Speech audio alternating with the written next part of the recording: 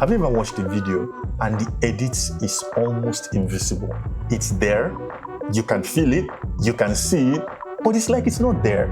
Hi, I'm motionbygolden, and in this video, I'm going to teach you exactly how to make your edits visible. I have a list here, and we are going to start with number 1. Cut the silences and draw an eye line. This is simple. You're going to draw an eye line for your zooms, for your zoom ins, and for your zoom outs, and you're going to cut all the silences. But here's the nuanced part of that sentence. You're going to know when to cut fast and when to cut slow. You're going to know when to let sentences breathe.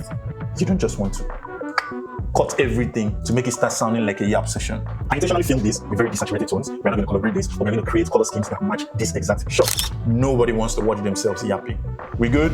Number 2, match the color scheme. I intentionally filmed this with very desaturated tones.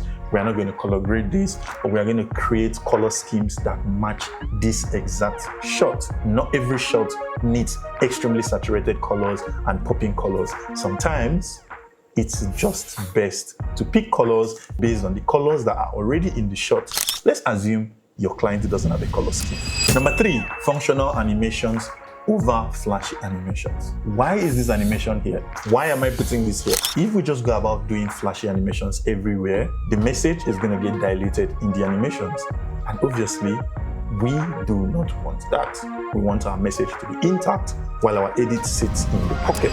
Pick the right music from Epidemic Sound. I like to look at it like this. Pick the music based on the mood of what is being said. For instance, if a sentence includes but, and what stands on the other side of the sentence is something very sad, very depressing, a sad story, at the but point, yeah, switch that music out. But if that's not the case, go ahead and keep the music rolling. What I'm trying to say is pick the music based on the mood of the section that you are in on the video. Sometimes having one music running through the whole video can be very, very boring. However, I also understand that some creators have a very monotone way of talking, and so it's very difficult to have different types of music in these shots. In this case, I'll say pick the right music, just keep it low so it balances out with the tone of the creator. Number 5, lay the music in the pocket.